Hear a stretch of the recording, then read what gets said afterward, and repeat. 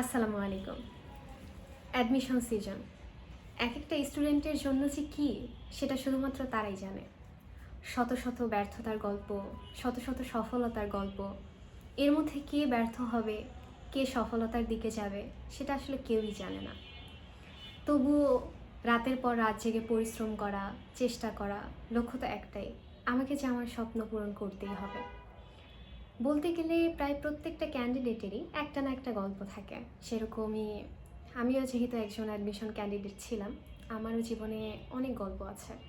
তার মধ্যে প্রধান গল্পটার কথা যদি আমি বলি, আমার বাবা একজন কাউন্সিলর ছিলেন এবং আব্বু আম্মু দুজনই খুবই ভালো মানুষ। আমার বাবা কখনো ঘুষ খাননি, সেই অনুসারে গ্রামবাসীরা তাকে খুবই ভালো চোখে দেখত এবং পুরো গ্রামবাসী বলতে পারো আমাদের 4 ভাই বোনকে নিয়ে অনেক আশা করতো।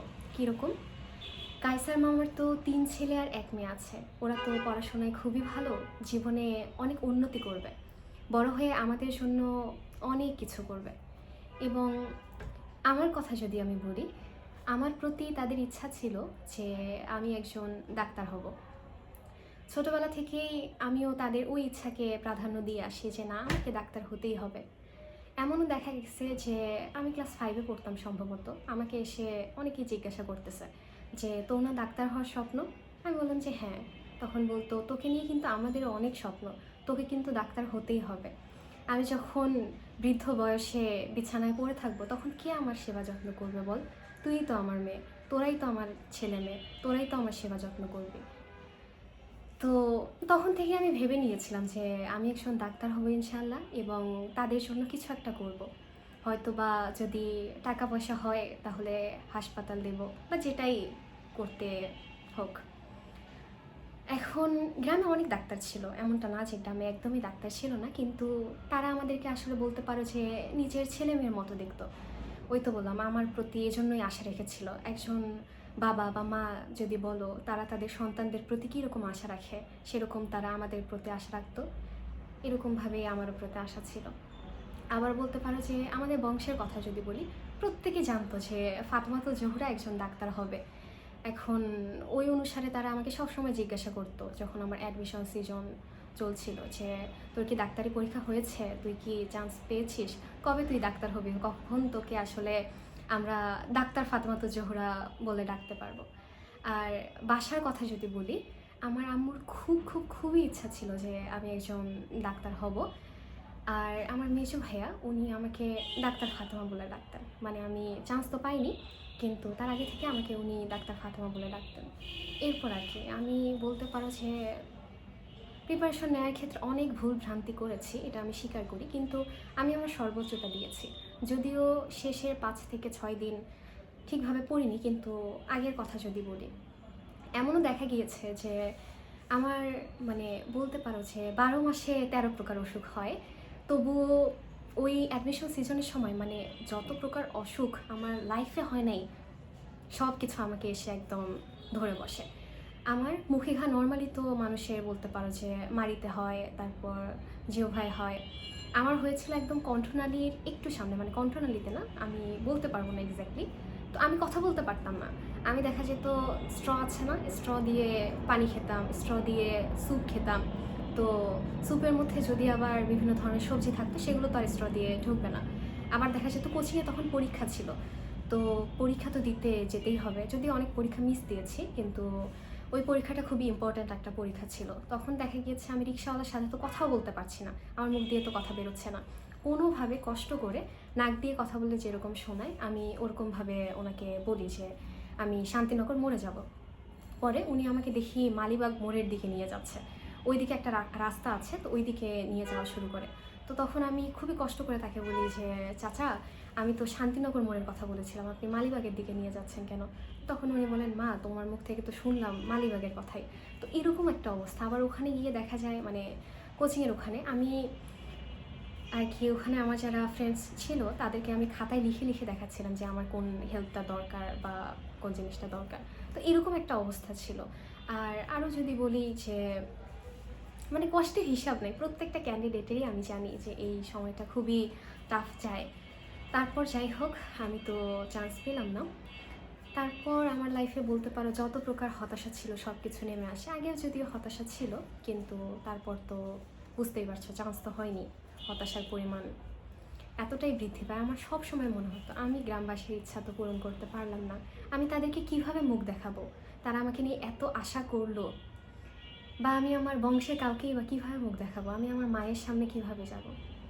তো এগুলো ভাবতে ভাবতে আমার অবস্থা বলতে পারো যে পুরো খারাপ হয়ে যায়। তারপর আমার তখন ফোন ছিল না, আমি ফোনটা অফ করে আর কি ড্রয়ারে রেখে দিয়েছিলাম। তো আমাকে ফোনে না পেয়ে আমার অনেক আত্মীয় স্বজন, তারপর পাড়া প্রতিবেশী ফোন করা শুরু করে, ভাইয়ার ফোনে, আম্মুর ফোনে, যে ফাতেমা কি চান্স পেয়েছে? না, আমি তো চান্স পাইনি। তো খুবই দুঃখের সহিত আমার আম্মুও জানায়। আমি ওই দিন আমার মায়ের চোখের দিকে তাকিয়ে থাকতে পারিনি। মানে কি বলবো বলো, আসলে এখানে বলার কিছু নাই। আমি ওই সময় এতটাই হতাশায় পড়ে যাই। মানে তোমরাই ভাবো, গ্রামবাসী, আমার বংশের মানুষজন, আমার ফ্যামিলি আমাকে নিয়ে এত ইচ্ছা করলো, একটাই ইচ্ছা করলো, আমি সেটা পূরণ করতে পারলাম না। এমনটা না যে তারা আমার উপর জোর করে চাপিয়ে দিয়েছে। আমিও তো ছোটোবেলা থেকে ডাক্তার হতে চাইতাম। আমাকে যেই জিজ্ঞাসা করতো যে ফাতেমা তুই বড় হয়ে কী হতে চাস? ডাক্তার হতে চাই, আমি মানুষের সেবা করতে চাই, আমি আমার গ্রামবাসীর স্বপ্ন পূরণ করতে চাই। আর কি বলবো। এরপর কামব্যাক তো করতে হবে, তাই না? এখন কিভাবে কামব্যাক করবো বলো? তো আমি যেদিন ঢাবি বি ইউনিটের পরীক্ষা দিই, আমার কিন্তু আর কোনো জায়গায় চান্স হয়নি ঢাবি বি ইউনিট বাদে। ওই দিন হচ্ছে আমার আম্মু একটা কাজ করেছিল, সেটা আমাকে জাস্ট কয়েকদিন আগে বলে। কিন্তু আমি যেদিন থেকে প্রিপারেশন নেওয়া শুরু করি বি ইউনিটের জন্য, আমার আম্মু আমাকে বলেছিল দেখিস তো এইখানেই হবে, তো এইখানেই চান্স হবে। আমি কিন্তু বিশ্বাস করিনি যে এখানে আবার কিভাবে চান্স হবে। ডাক্তারির জন্য একদম দম ফাটিয়ে পড়লাম, সেখানে ডাক্তারিতেই চান্স হলো না, আরও তো এখানে। কিন্তু আম্মু বলছিল যে বিশ্বাস রাখ, পড়াশোনা কর, চেষ্টা কর। তারপর পরীক্ষা দিলাম, আমার কিন্তু ওভাবে আশা ছিল না, কিন্তু আমি চেষ্টা করেছি। তো আম্মু কয়েকদিন আগে আমাকে যেটা বললো যে আমি যতক্ষণ পরীক্ষার হলে ছিলাম, আম্মু নামাজে বসে ততক্ষণ কান্নাকাটি করেছেন যে আমার মেয়েটার যাতে চান্স হয়, খোদা আমার মেয়েটার দিকে একটু দেখো। তারপর 1 মাস পর রেজাল্ট আসে যে ফাতেমাতুল জোহরা ঢাবি বি ইউনিটে বিজ্ঞান বিভাগ হতে 138তম স্থান অধিকার করেছে। আমার ফ্যামিলির খুশি দেখার মতো ছিল না। তারপর মানে প্রত্যেকটা ফ্যামিলি বলতে পারো অবস্থা তো এমনই হওয়ার কথা, মানে খুশি ভাষায় প্রকাশ করার মতো না। তো আমি প্রথমেই বলতে পারো যে আল্লাহর কাছে কোটি কোটি শুকরিয়া জানাই যে না, যাই হোক, আমার তো একটা দিকে বলতে পারো যে কিছু একটা হলো, তাই না? কিন্তু তখন পর্যন্ত বুঝতে পারিনি যে এটাই আমার জন্য বেস্ট, এটা করেই আমি আমার সর্বোচ্চ জায়গায় পৌঁছাতে পারি। তারপর আর কি, তারপর সবাইকে আব্বু আম্মু ফোন করে জানাতে লাগলো যে আমার মেয়ের তো ঢাবি বি ইউনিটে চান্স হয়েছে, সে তো ভালো একটা পজিশনে এসেছে। তারপর সবাই তো খুশি, মিষ্টি খাওয়া খাওয়ি, এই সেই, বলতে পারবো যে আমার জীবনের শ্রেষ্ঠ একটা দিন ছিল। আমি ফোন হাতে নিয়ে রেখেছিলাম, আমার হাতে মেবি 2টো ফোন ছিল, ভাইয়ার হাতে একটা ফোন, একটা ল্যাপটপ ছিল। তারপর আরেক ভাইয়া আবার হচ্ছে তখন মেবি ঢাকা বিশ্ববিদ্যালয় ছিল মেজো ভাই, উনি ওখান থেকে ট্রাই করতেছিলেন। তো হুটহাট আমি বসেছিলাম তখন। আমি মানে সবাই তো সার্ভারে ঢুকতে পারছিল না একসাথে, যেহেতু সবাই প্রবেশ করার চেষ্টা করছিল। তো আমি যখন প্রবেশ করতে পারলাম, আমার বিশ্বাস হচ্ছিল না। আমি উল্টা রেজাল্ট দেখেছিলাম যে আমি চারুকলাতে 138তম হয়েছি, আর হচ্ছে ঢাবি বি ইউনিটে 409তম হয়েছি। কিন্তু পরবর্তীতে দেখি যে না, এটা না, আমি ঢাবি বি ইউনিটে 138তম হয়েছি আর চারুকলায় 409তম।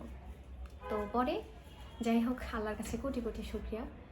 তো পরে আমার আসলে এই যে কামব্যাক করলাম, এইটার সফলতা কোথায় জানো? আমি যখন গ্রামে যাই, আমি ভেবেছিলাম যে কাউকে হয়তো মুখ দেখাতে পারবো না, সবাই তো আমার দিকে একটা আশা নিয়েছিলেন। তো পরবর্তীতে গ্রামবাসীর অনেকেই এখন পর্যন্ত জানেনই না যে আমি ডাক্তারি পরীক্ষা দিয়েছি, অনেক জায়গায় তো যাওয়া হয়ে ওঠেনি। তবে যারা জানেন আমাকে বলেছেন যে আমাকে নিয়ে একটা আশা ছিল তাদের, ঠিক আছে, কিন্তু হয়তো বা আল্লাহ আমার জন্য এটাই লিখে রেখেছিলেন এবং এটা করে আমি ভালো একটা দিকে যেতে পারবো, এবং ডাক্তারি পড়ে তাদের জন্য যেটা করতে পারতাম তার থেকেও ভালো কিছু করতে পারবো এই আইআর পড়ে। তো যাই হোক, তো তারা আমাকে বলতে পারো যে ভরসা যোগায় যে না ফাতেমা, তুই আরও ভালো কিছু করতে পারবি। এখন ডাক্তার হয়ে যে সেবা করতে হবে এমনটাই তো না, ডাক্তারি যে সব এমনটা তো না। হ্যাঁ, আমাদের ইচ্ছা ছিল, কিন্তু আয়ার পরেও তুই তো অনেক কিছু করতে পারবি, এবং আমাদের জন্য মানে নর্মালি হাসপাতাল বলো, এতিমখানা বলো, যেটাই বলো না কেন, দিতে তো পারবি, তাই না? তো তুই এই দিকে ফোকাস থাক। তো তখন আমি আসলে খুব খুশি হই যে না, যাই হোক, আমি পেরেছি, আমি কামব্যাক করতে পেরেছি। যদিও যদিও এখন খুবই কম, যদিও এই মানুষগুলোর সংখ্যা, তারাও আমাকে নিয়ে স্বপ্ন দেখেছিলেন। স্বপ্ন যেহেতু পূরণ করতে পারিনি, হয়তো বা তারা আমার উপর মনক্ষুণ্ণ। আমি কয়েকদিন আগেও শুনলাম, আমাকে বলা হচ্ছে যে আমি কি পড়াশোনা করেছি যে আমি ডাক্তারিতে চান্স পেলাম না। তো আমি মন খারাপ করি না এগুলো নিয়ে, কারণ হচ্ছে পরবর্তীতে তাদের জন্য যখন ভালো কিছু করব তখন এসব হয়তো আমাকে শুনতে হবে না। কিন্তু কথাটা আসলে এটাই যে ডাক্তার হতে পারিনি তো কী হয়েছে, ডাক্তারির দিকে যেতে পারিনি তো কী হয়েছে। আল্লাহ যা কপালে লিখে রেখেছিলেন সেটাই হয়তো বা আমার জন্য বেস্ট, হয়তো বা না, সেটাই আমার জন্য বেস্ট। এখন গ্রামবাসীরা আমার উপর স্যাটিসফাইড যে না, মেয়ে ঢাকা বিশ্ববিদ্যালয়ে চান্স পেয়েছে, আমাদের জন্য পরবর্তীতে অনেক ভালো কিছু করবে। তো এটাই হচ্ছে আসলে কথা, আল্লাহ তোমার ভাগ্যে কী লিখে রেখেছেন আসলে বলা যায় না। এখন তুমি তোমার চেষ্টাটা করতে পারো। এখন বলতে পারো যে আপু আপনি তো আমাকে ডিমোটিভেটেড করতেছেন, যে একটা স্বপ্ন পূরণ না হলে আরেকটার দিকে যেতে হবে বা এরকম কিছু। আসলে ব্যাপারটা এরকম কিছু না। এখন তোমার স্বপ্ন ডাক্তার হওয়া, এখন কপালে যদি সেটা না থাকে তাহলে কি করবে বলো।